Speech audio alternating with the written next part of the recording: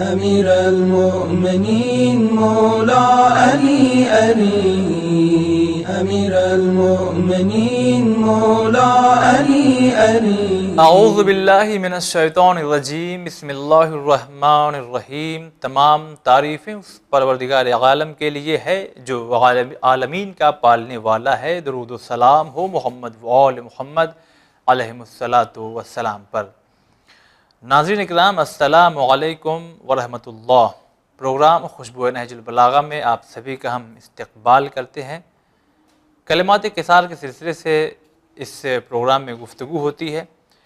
ہمیں یقین ہے کہ بہت سے ایسے ناظرین اس وقت یہ پروگرام دیکھ رہے ہوں گے کہ جنہوں نے پچھلے ایپیسوڈ میں کلمات قصار کے نمبر 33 نمبر کا جو کلمہ ہے اس کی تشریح ادھوری جو رہ گئی تھی، ہم نے وعدہ کیا تھا کہ اگلے ایپیسوڈ میں یعنی آج کے اس ایپیسوڈ میں انشاءاللہ اسے مکمل کرنے کی، لہذا اس کلمے کو ہم پھر سے دہراتے ہیں۔ یقیناً آپ کو دلچسپی ہوگی کہ جو باتیں ادھوری رہ گئی تھی، یعنی سخاوت کسے کہتے ہیں، کیا چیزیں ہیں، قرآن کی آیتوں کے ذریعے بہت سی چیزیں بیان ہو چکی ہیں، لیکن اس کے بعد کا جو کلمہ ہے یا جملہ ہے اس کی بھی وضاحت ہونا ہے۔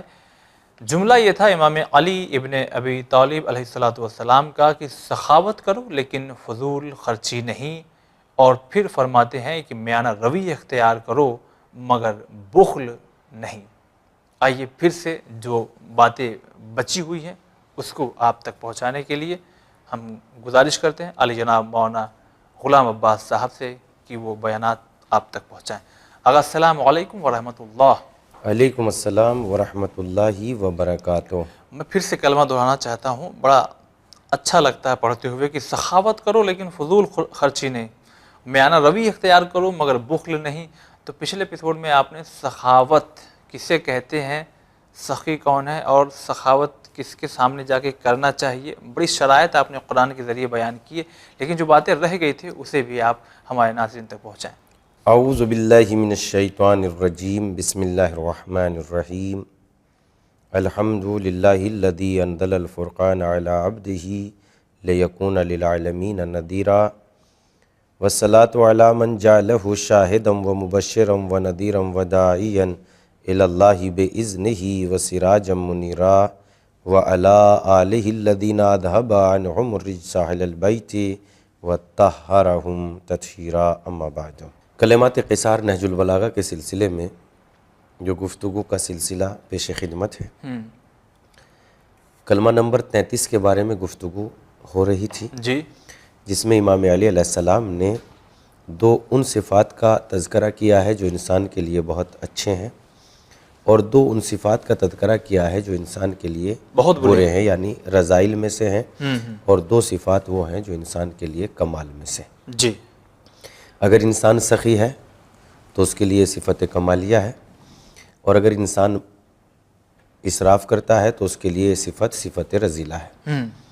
اسی طریقے سے اگر انسان میانہ روی سے چلتا ہے تو یہ صفت کمال ہے کہ انسان میانہ روی سے چلے، درمیان اختیار کرے، نہ بہت زیادہ خرچ کرے نہ بہت زیادہ بخیل بنے، جس کو درمیانی راستہ کہتے ہیں، اور درمیانی راستہ سب سے زیادہ انسان کے لیے مفید ہوتا ہے۔ ٹھیک، وہ لوگ ہی اپنی زندگی میں بہت زیادہ سکون پاتے ہیں جو میانہ رو ہوتے ہیں، یعنی بہت جب خرچ کرنے کا موقع آتا ہے نہ تو وہ اتنی فیاضی دکھاتے ہیں کہ بعد میں چل کے ان کی زندگی میں کنگالی پیدا ہو جائے اور انسان پائی کا محتاج ہو جائے، اور نہ وہ اتنا بخل دکھاتے ہیں کہ ہر چیز کو بچا کے اپنے سے مخصوص کر کے رکھ لیتے ہیں، یہاں تک کہ اگر کسی دعوت ولیمہ یا کسی اور چیز میں انسانوں کو دعوت دی جائے تو انسان بھوکے پیٹ، یا یہ کہتے ہوئے کہ بظاہر تو انسان بہت دولت مندی کا اظہار کرتا ہے، مگر کھلانے میں یا دوسری چیزوں میں جب یہ سب چیز بخل تھی تو بلانے کی کیا ضرورت تھی۔ تو نہ تو وہ ایسا کرتے ہیں کہ بخل میں اتنے چلے جاتے ہیں کہ ہر چیز کو بچانے کی کوشش کرتے ہیں، نہ وہ اتنے فیاضی کے ساتھ خرچ کرتے ہیں کہ سب کچھ لٹا کے پھر اپنے آپ بالکل کنگال ہو جاتے ہیں۔ وہ میانہ رو ہوتے ہیں اور درمیانی راستہ اختیار کرتے ہیں۔ تو ان چار باتوں کو امام علی علیہ السلام نے بیان کیا ہے۔ ارشاد ہوتا ہے، کن سمحن ولا تکن مبذرن، سخاوت کرو فضول خرچی نہ کرو، وکن مقدرن ولا تکن مقترن، مقدرن میانہ روی اختیار کرو، ولا تکن مقترن اور بخل اختیار نہ کرو۔ ان 4 چیزوں پر امام علی علیہ السلام نے روشنی ڈالی ہے جو سماج اور معاشرے کے لیے بہت ضروری ہے. یعنی اگر ہر انسان سخاوت سے اپنا ہاتھ روک لے گا تو وہ ضرورت مند طبقہ جو اپنی ضروریات زندگی کو پورا نہیں کر سکتا وہ محروم ہو جائے گا، اور محروم ہونے کے بعد وہ موت کے نظر یا جو ان کی زندگی میں کچھ پروگریس ہو سکتی تھی اس کو بھی وہ نہیں کر سکیں گے. یا پھر ایک راستہ وہ ہو جو غلط راستہ لوگ غلط راستہ اختیار کر لیتے ہیں. محرومی کی بنیاد پر انسان بہت زیادہ غلط راستہ غریبی شاید کفر سے بڑی قریب ہوتی ہے. جی یہ پیغمبر اسلام صلی اللہ علیہ وآلہ وسلم کی حدیث ہے کہ غریبی جو ہے کفر سے بہت زیادہ قریب ہے. تو محروم طبقہ بھی اپنی زندگی کو نہیں گزار سکے گا اگر ہر آدمی مال کو اپنے سے مخصوص کرے گا. اللہ نے ان کا بھی حق رکھا ہے. اسی طریقے سے مبذرن کا مطلب یہاں پر فضول خرچی، اور قرآن مجید میں اس کے لیے 2 لفظ استعمال ہوئے ہیں. ان میں ایک تبذیر ہے اور ایک اسراف ہے. اسراف اور تبذیر میں تھوڑا سا فرق ہے. اسراف کہتے ہیں فضول خرچی کو، اور یہ تبذیر کہتے ہیں بلا ضرورت خرچ کرنے کو. ان دونوں لفظوں میں آپ توجہ کریں کہ دونوں لفظوں میں کتنا بڑا فرق ہے. یہ دونوں لفظ اسراف کے ہی لیے استعمال ہوئے ہیں. اسراف کہتے ہیں کہ انسان کو ضرورت تو تھی کہ یہاں خرچ کیا جائے، مگر ضرورت میں اس نے فضول خرچی کو فضول خرچ کیا ہے. لیکن ایک جگہ انسان کو ضرورت ہی نہیں تھی کہ وہاں خرچ کیا جائے اور اس کے باوجود بھی اس نے خرچ کیا. اس کو کہتے ہیں تبذیر. اسراف جیسے انسان کو 1 روٹی کی ضرورت ہے مگر وہ 1.5 روٹی آدھی روٹی کو بیکار کر دے، اس کو کہتے ہیں اسراف. بچے ہوئے کھانے کو وہ زائل کر دے، پھینک دے یا برباد کر دے کچھ بھی. اسی طریقے سے انسان کو ضرورت ہی نہیں تھی مگر پھر بھی وہ لباس پہ لباس خریدا جا رہا ہے. انسان کو ضرورت ہی نہیں ہے مگر پھر بھی وہ کار پہ کار یا دوسری چیزیں خریدے ہی جا رہا ہے. آیا آپ کو ضرورت ہے کہ نہیں ہے؟ اگر بلا ضرورت کے آپ کسی چیز کو خرید رہے ہیں تو یہ ہے تبذیر. اس کے لیے قرآن مجید نے دونوں لفظ استعمال کیے ہیں. ارشاد ہوتا ہے بسم اللہ الرحمن الرحیم کلوا واشربوا ولا تسرفوا انہ لا یحب المسرفین. کھاؤ پیو اللہ کی نعمتوں میں سے لیکن اسراف نہ کرو.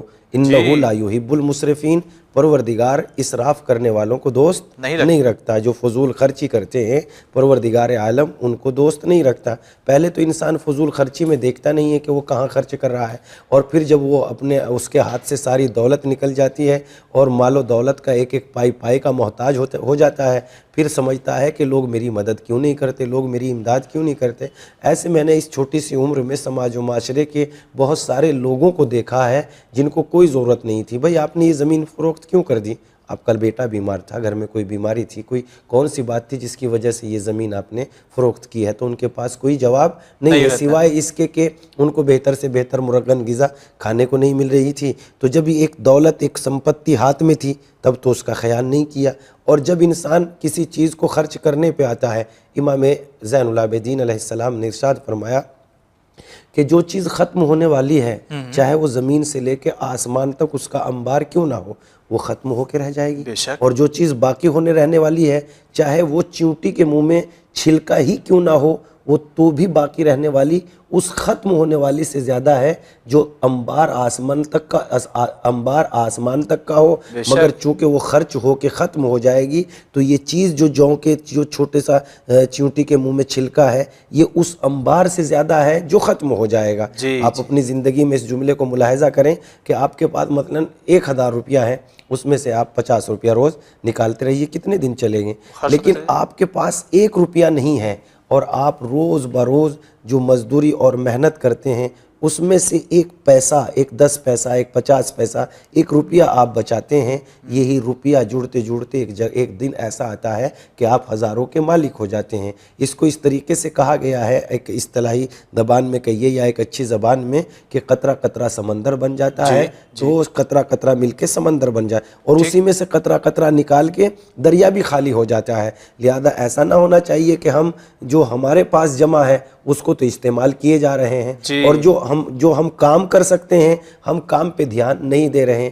بڑے بڑے لوگوں کی سب سے بڑی پریشانیاں یہی ہے جو سماج اور معاشرے کا ایک وقت میں آ کے بوجھ بن جاتے ہیں کہ وہ کام پہ جب وقت کام کرنے کا زمانہ ہوتا ہے تب تو وہ کام کرتے نہیں، اور جب کام کرنے کا زمانہ نکل جاتا ہے تو تب وہ بڑھاپے کی حالت میں کام کو ڈھونڈتے ہیں. اب زندگی میں تمہاری جان ہی نہیں ہے، بڑھاپے کی طرف جا رہے ہو، قبر کی طرف تمہارے پیر لٹک رہے ہیں، اب تمہیں کون کام دے گا؟ تو اس صورت میں انسان اگر میانہ روی اختیار نہیں کرے یا انسان فضول خرچی میں اپنی سمپتی کو خرچ کر دے تو بعد میں وہ سماج اور معاشرے کا بوجھ بن جاتا ہے، اور انسان مثلا بھائی چارگی کی بنیاد پر دے دیتا ہے مگر اس کا دل بھی دکھتا ہے، اور انسان اپنے آپ سے سوال کرتا ہے انہوں نے اپنے جو ان کے ہاتھ میں تھی وہ تو اتنے برے طریقے سے خرچ کر دیا، کیا ہم اپنے خون پسینے کی کمائی، اپنی رات دن کی محنت کیا ان کو اتنی آسانی سے دے دیں؟ اور دینے کے بعد بھی اگر کہیں سے یہ پتہ لگ جائے، کہیں سے دینے کے بعد بھی انسان شکریہ نہیں کرتا، بلکہ دینے کے بعد بھی یہ سوچتا ہے کہ شاید ان کو کہیں سے ملا ہوگا اس لیے انہوں نے جو ہے ہمیں دے دیا۔ ایسے لوگوں سے خدا بچائے، اس لیے کہ اس قسم کے جملے انسان کی قوت عمل میں سستی پیدا کرتے ہیں، اور جو جملے قوت عمل میں سستی پیدا کر دیں وہ ایک عالم دین کا کہنا ہے کہ وہ بیماری جو انسان کے یہاں سستی پیدا کر دے، ایک طاعون کی بیماری ہوا کرتی تھی، وہ بیماری طاعون کی بیماری سے زیادہ خطرناک ہے، اس لیے کہ طاعون کی بیماری میں انسان مر کے ختم ہو گیا، دوسرا آئے گا تو کام کرے گا، لیکن جو چیز انسان کی قوت عمل کوشش میں سستی پیدا کر دیتی ہے، انسان زندہ بھی ہے، ضروریات زندگی بھی چاہیے، اور سستی ہے مگر دوسرے سماج اور معاشرے کے کندھوں پہ بوجھ بنا ہوا۔ اسی لیے قرآن مجید کہتا ہے کہ پروردگار اسراف کرنے والوں کو دوست نہیں رکھتا، دوست ہی نہیں رکھتا۔ ارشاد ہوتا ہے کلوا واشربوا ولا تسرفوا انہ لا یحب المسرفین، اللہ کھاؤ پیو، کھانے پینے میں کوئی دقت نہیں ہے، حلال راستے سے چاہے جتنا کھاؤ، پروردگار عالم اپنی نعمتوں میں انشاءاللہ اضافہ کر دے گا، لیکن اسراف نہ کرو، جیسے جیسے اسراف کرو گے ویسے ویسے پروردگار عالم اپنی نعمتوں کو لے گا، چھین لے گا، پھر در در کی ٹھوکریں کھاؤ گے، ہر دروازے پر طلب کرو گے اور کہیں سے نہیں ملنے کا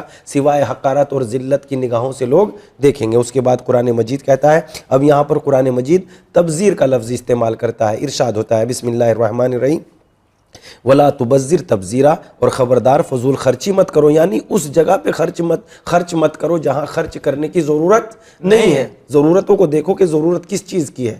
اگر مجھے میرے ناظرین یا سننے والے معاف کریں اور میری باتوں کا غلط مقصد نہ لے، آج دین کے نام پر بھی ان چیزوں کو ہی بنایا جا رہا ہے جو بلا ضرورت ہے۔ جی یہ جملہ میں بہت گہرائی سے کہہ رہا ہوں، کچھ سمجھنے والے انشاءاللہ سمجھ لیں گے۔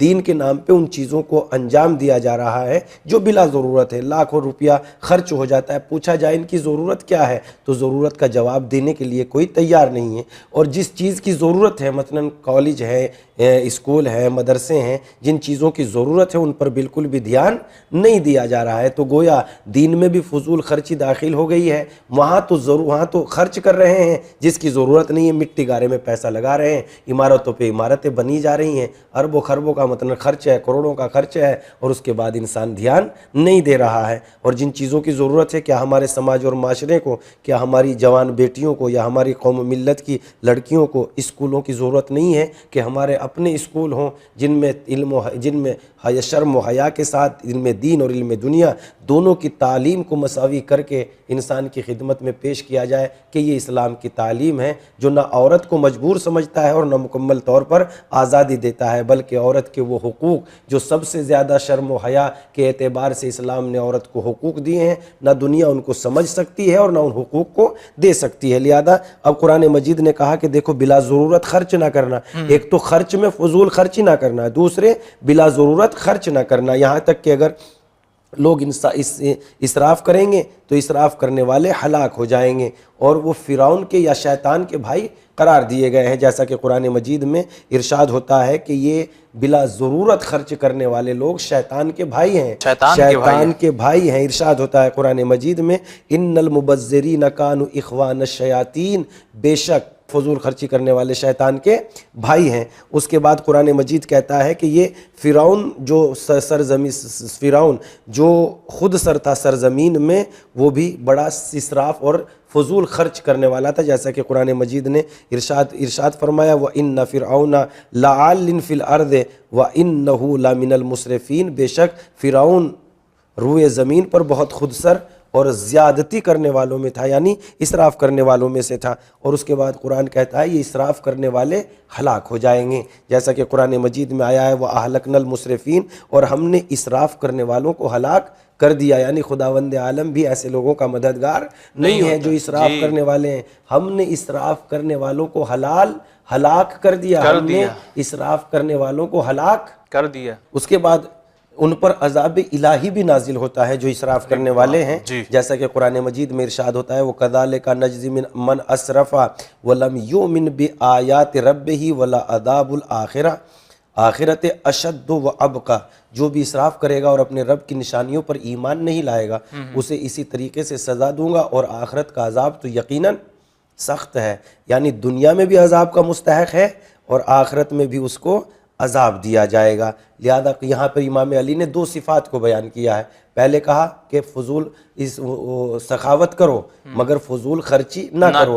قرآن و روایات کی روشنی میں سخاوت کیا ہے، ہم نے اس سے پہلے گفتگو میں آپ کی خدمت میں مکمل طور سے وہ آیات جو قرآن مجید میں بیان کی گئی تھی سخاوت کے طور پر، انفاق فی سبیل اللہ کے لیے، راہ خدا میں ضرورت مندوں کی ضرورتوں کو پورا کرنے کے لیے کن شرائط سے گفتگو کی گئی ہے، قرآن مجید نے کن لوگوں کو ضرورت مند کیا ہے اور دینے والوں کو کن باتوں کی ہدایت دی ہے کہ کن چیزوں میں سے صرف کرنا، کن چیزوں کو اللہ کی راہ میں خرچ کرنا۔ ایسا نہ ہو کہ تمہاری چیز، تمہارے جو بچی ہوئی چیز ہے جو تمہارے بالکل بھی تمہارے دل سے اتر گئی ہے اور تم اٹھا کے اس کو اللہ کی راہ میں خرچ کر دو۔ قرآن مجید نے کہا نہیں، لن تنالوا البر حتی تنفقوا مما تحبون، ایسا نہ ہونا چاہیے کہ تمہارے دل سے اتری ہوئی چیزوں کو تم نے راہ خدا میں خرچ کر دیا، بلکہ اس وقت تم اللہ کے دوست ہو سکتے ہو یا اللہ تم سے محبت کرے گا جب تم اللہ کی راہ میں ان چیزوں کو راہ خدا میں سخاوت کر دو یا انفاق کر دو جو تمہیں سب سے زیادہ پیاری ہیں، محبت ہے۔ اس کے بعد امام علی علیہ السلام نے مبذرن کی بات کی، یعنی فضول خرچی نہ کرو، اسراف نہ کرو۔ تو اب اسراف کے سلسلے میں قرآن مجید نے جو باتیں بیان کی ہیں اور اسراف کے کیا کیا نقصانات ہیں وہ ہم نے آپ کی خدمت میں بیان کیے ہیں۔ اس کے بعد امام علی علیہ السلام دوسرے اچھے صفت کمالیہ کی طرف ارشاد فرماتے ہوئے اس جملے میں جملہ استعمال کرتے ہیں وَكُن مُقَدِّرًا، اور دیکھو میانہ روی اختیار کرنا، یعنی درمیانی راستہ اختیار کرنا، نہ بہت زیادہ فیاضی نہ بہت زیادہ بخل، درمیانی راستہ اختیار کرتے ہوئے اپنی زندگی کو پایۂ تکمیل تک لے جانا۔ اس میں اس طرف اشارہ ہے کہ بہت سارے لوگ سماج اور معاشرے میں آپ نے ایسا دیکھا ہوگا، آج سے پہلے بھی اور آج بھی ایسے لوگ ہیں کہ جب کسی فنکشن میں اترتے ہیں تو بہت زیادہ فضول خرچی اور اپنی شان و شوکت جمانے کے لیے یا تو بیاج پہ پیسہ لے لیتے ہیں، سود پہ پیسہ لے لیتے ہیں، یا زمین اور جائیداد کو بیچنے کے بعد لوگوں کو دعوت اور بہترین ولیمے میں کھانے وغیرہ کھلاتے ہیں، چادر سے باہر پیر نکل جاتے ہیں اور صرف اپنی واہ واہی کے لیے، اور بعد میں نسل گزر جاتی ہے اس بیاج کا سود، اس مال کا سود بھرتے بھرتے، اور بعد میں یہ جو زمین وارثوں کا ورثہ تھی یا بزرگوں کا عطیہ تھی، یہ زمین جو ہے دوسروں کے قبضے میں چلی جاتی ہے اور انسان اپنی زندگی کو بالکل تج دیتا ہے۔ تو یہاں امام علی علیہ السلام نے فرمایا ایسا نہ ہو کہ بہت زیادہ تم خرچ کر دو اور بعد میں تمہاری زندگی بیکار میں گزر جائے اور تم سود بھرتے بھرتے زندگی میں پریشان ہو جاؤ، بلکہ میانہ روی اختیار کرو۔ جو تمہارے بس کی بات ہے ہی نہیں اس کو کرنے کیوں جا رہے ہو، اور جو تمہارے بس کی ہے اسے کیوں چھوڑ رہے ہو۔ اسلام کہیں یہ اجازت بھی نہیں دیتا کہ اگر انسان کی اوقات ہے، یعنی اللہ نے اس کو دیا ہے کہ وہ 100 میٹر والا کپڑا پہنے، 100 روپیہ میٹر والا، اور انسان کہے نہیں میں تو 30 میٹر والا، 30 روپیہ میٹر والا ہی کپڑا پہننے پہ اکتفا کر لوں گا۔ اسلام کہتا ہے یہ اس کے لیے جائز نہیں ہے۔ جب اللہ نے تمہیں دیا ہے تو استعمال کیوں نہیں کرتے؟ اللہ نے استعمال کے لیے دیا ہے، لیکن جس کی اوقات 30 روپیہ میٹر والا پہننے کی ہے وہ کہے کہ نہیں ہمیں تو 100 روپیہ میٹر والا ہی پہننا ہے، اس لیے اسلام کہتا ہے یہ بھی صحیح نہیں ہے، اس لیے کہ جب تمہاری اوقات ہی اتنی ہے تو چادر سے باہر پیر نکالنے کی ضرورت کیا ہے؟ اس کے بعد امام علی علیہ السلام نے بخل کے بارے میں سلسلے میں گفتگو کی ہے، فضول خرچی، سخاوت، اور اس کے بعد میانہ روی۔ میانہ روی کے بعد امام علی علیہ السلام ارشاد فرماتے ہیں وَلَا تَكُن مُقَتِّرًا، اور دیکھو بخل سے کام نہ لینا، کنجوسی نہ کرنا۔ امام علی علیہ السلام کا ہی دوسری روایات سے جو اندازہ ہوتا ہے، یا امام جعفر صادق علیہ السلام نے ارشاد فرمایا بخیل وہ ہوتا ہے جو اللہ کے بارے میں بدگمان ہو جاتا ہے۔ یعنی بدگمانی کا مطلب یہ ہے کہ جب پروردگار عالم نے تمہیں مال دیا ہے اور مال دینے کے بعد کہا ہے کہ اللہ کی راہ میں خرچ کرو، تو تمہیں ملنے کا یقین نہیں ہے۔ اگر یقین ہوتا تو جسے بدلہ ملنے کا یقین ہوتا ہے وہ دریا دلی کے ساتھ اللہ کی راہ میں خرچ کرتا ہے۔ بخیل جو ہے اللہ کی عطا سے بدگمان ہو جاتا ہے اور جب پروردگار عالم نے اس کو کہا ہے کہ اللہ کی راہ میں خیرات کرو، اللہ کی راہ میں دو، اللہ کی راہ میں خرچ کرو، تو بخیل اللہ کی راہ میں بدگمان ہو جاتا ہے کہ اس کا بدلہ نہیں ملنے والا۔ ایک جگہ تو امام علی علیہ السلام نے ارشاد فرمایا کہ مجھے تعجب ہے اس شخص پر جس کے پاس اللہ نے مال و دولت دیا ہے اور پھر بھی وہ اس کے بعد اس کو استعمال نہیں کرتا۔ وہ حساب تو امیروں والا دے گا اور وہ زندگی غریب اور فقیروں والی زندگی گزارتا ہے۔ تو اس طرح سے بخیل مال خدا میں، اللہ کے مال میں بخل کرنے کی ضرورت نہیں ہے۔ یہ ساری کائنات میں جتنا بھی مال و سرمایہ پایا جاتا ہے، یہاں تک کہ کائنات کا ریزہ ریزہ ٹکڑا یہ سب کچھ پروردگار عالم نے انسان کے لیے پیدا کیا ہے، اور مال بھی پروردگار عالم کا مال ہے۔ لہذا قرآن مجید میں ایک جگہ مال کی طرف اللہ کی نسبت دیتے ہوئے قرآن مجید میں کہتا ہے کہ یہ مال اللہ ہے، لہذا اللہ کے مال سے ان کو بھی نواز دو جو محروم طبقہ ہے۔ اب تمہیں محروم طبقے کے لیے نوازنے میں کیا دقت ہے جبکہ پروردگار عالم نے تمہیں مال سے نواز دیا ہے۔ ایک جگہ پر پیغمبر اسلام صلی اللہ علیہ وآلہ وسلم ارشاد فرماتے ہیں کہ 3 شخص مجھ سے نزدیک نہیں ہوں گے۔ ان میں سے سب سے پہلے تو فرمایا وہ جو بہت زیادہ بخیل ہے، بخل کرنے والا مجھ سے نزدیک نہیں ہوگا۔ دوسرے فرمایا بد کلام کرنے والا مجھ سے نزدیک نہیں ہوگا۔ تیسرے پر فرمایا اور بد کردار مجھ سے نزدیک نہیں ہوگا۔ بخل بھی یقیناً ایک ایسی بری صفت ہے جو انسان کو ہر کچھ اپنے سے مخصوص کرنے کے لیے تیار کر دیتا ہے، چاہے مال کسی کا بھی ہو، اس کا ہو، اس کا ہو، میرا ہو، کسی کا بھی ہو۔ بخیل انسان یہ نہیں دیکھتا کہ کہاں سے آ رہا ہے، جیسا کہ امام جعفر صادق علیہ السلام نے ارشاد فرمایا ہے کہ بخیل اس کو کہتے ہیں جو مال کو جائز اور ناجائز دونوں طریقوں سے حاصل کرتا ہے اور اپنے آپ سے اس کو مخصوص کر لیتا ہے۔ اب مال ناجائز طریقے سے انسان کو حاصل ہو رہا ہے، جائز طریقے سے انسان کو حاصل ہو رہا ہے، اسے کوئی پرواہ نہیں ہے کہ کہاں سے آ رہا ہے۔ بس بخل کے اندر یہی صفت ہے کہ مال اس کا مال بن جائے اور اس سے دور نہ ہونے پائے۔ لہذا انسان کی کامیابی اس میں نہیں ہے کہ مال جمع ہو جائے، بلکہ انسان کی کامیابی یہ ہے کہ مال خرچ ہو جائے۔ جیسا کہ امام جعفر صادق علیہ السلام کا ایک واقعہ ہے کہ امام نے اپنے ایک صحابی سے کہا کہ جاؤ اس مال کو راہ خدا میں خرچ کر دو۔ بخیل شخص یہی چاہتا ہے کہ مال بچ جائے۔ امام نے کہا کہ جاؤ اس کو خرچ کر دو۔ وہ انسان گیا، اس نے ضرورت مندوں کو دیا اور اس میں سے کچھ مال بچ گیا۔ جب اس میں سے کچھ مال بچ گیا تو آ کے اس نے خبر دی، یا ابن رسول اللہ اتنا مال خرچ ہو گیا ہے اور اتنا مال بچ گیا۔ امام نے فرمایا جو خرچ ہو گیا ہے وہ بچا ہے، اور جو بچا ہے وہ کیا بچا ہے۔ لہذا بخیل یہ چاہتا ہے خرچ نہ ہو، حالانکہ راہ خدا اور خداوند عالم یہی چاہتا ہے کہ اللہ کی راہ میں زیادہ سے زیادہ خرچ کیا جائے، تم مالوں میں بخل نہ کرو۔ جیسا کہ قرآن مجید کی سورہ نساء آیت نمبر 37 ارشاد ہوتا ہے الذین یبخلون ویامرون الناس بالبخل، جو لوگ بخل کرتے ہیں اور دوسروں کو بھی بخل کرنے کا حکم دیتے ہیں۔ یعنی ایسے بھی لوگ ہیں جو خود تو اللہ کی راہ میں خرچ کرتے نہیں اور دوسروں کو بھی اللہ کی راہ سے خرچ کرنے سے روکتے ہیں۔ وہ لوگ جو اللہ کی راہ میں خرچ کرنے سے بخل کرتے ہیں، الذین یبخلون ویامرون الناس، وہ لوگ جو اللہ کی راہ میں بخل کرتے ہیں، وہ لوگ جو بخل کرتے ہیں اور دوسروں کو بھی بخل کرنے کا حکم دیتے ہیں بالبخل، ویکتمون ما آتاہم اللہ من فضلہ، اور اس کو چھپا لیتے ہیں جسے پروردگار عالم نے اپنے فضل سے انہیں عطا کیا ہے۔ یعنی بخیل وہ ہوتا ہے جو مال کو اپنے آپ سے مخصوص کر کے رکھنا چاہتا ہے، بس یہ مال جمع ہو جائے اور یہ خرچ نہ ہو۔ اس کے بعد امام جعفر صادق علیہ السلام فرماتے ہیں بخیل دوسروں کا خزانچی ہوتا ہے، بخیل دوسروں کا خزانچی ہوتا ہے، اس لیے کہ یہ تو جمع کر کے رکھ کے جاتا ہے اور دوسرے اس کی جگہ پہ آتے ہیں خرچ کرتے ہیں۔ اور اس کے بعد امام نے فرمایا فرزند آدم کی اس سے بڑھ کے اور کوتاہی کیا ہوگی، جمع یہ کر کے جائے گا، حساب یہ دے گا۔ ایک شخص وہ ہے جو مال کے جمع کرنے کی وجہ سے جہنم میں چلا جائے گا، دوسرا جو اس کی جگہ پر وارث آئے گا وہ اسی مال کے خرچ کرنے کی وجہ سے جنت میں چلا جائے گا، اس لیے کہ اتنے غلط راستے سے شاید اس کو جمع کیا اور اس نے اچھے راستے سے اسے اللہ کی راہ میں خرچ کر دیا۔ واہ، سبحان اللہ، سبحان اللہ۔ تو ناظرین اس طرح سے یہ کلمہ یہیں پہ اب ہم پروگرام کو بھی ختم کرتے ہیں، انشاءاللہ اگلے ایپیسوڈ میں حاضر ہوں گے تو اگلے کلمے کی گفتگو آپ تک پہنچائیں گے۔ یہ بڑی اہم باتیں تھیں کہ سخاوت واقعی بہت سے لوگ ایسے کرنے لگتے ہیں کہ پھر بڑی پرابلم ان کے سامنے کریٹ ہو جاتی ہے، سامنے آ جاتی ہے۔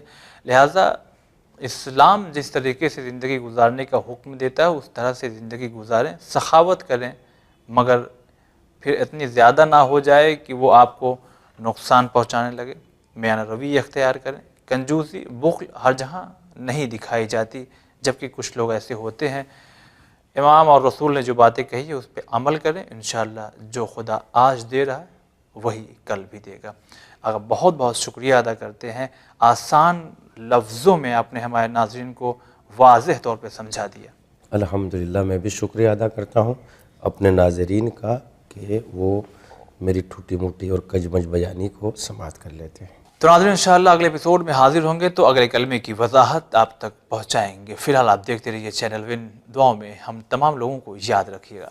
خدا حافظ۔ أمير المؤمنين مولا علي علي، أمير المؤمنين مولا علي علي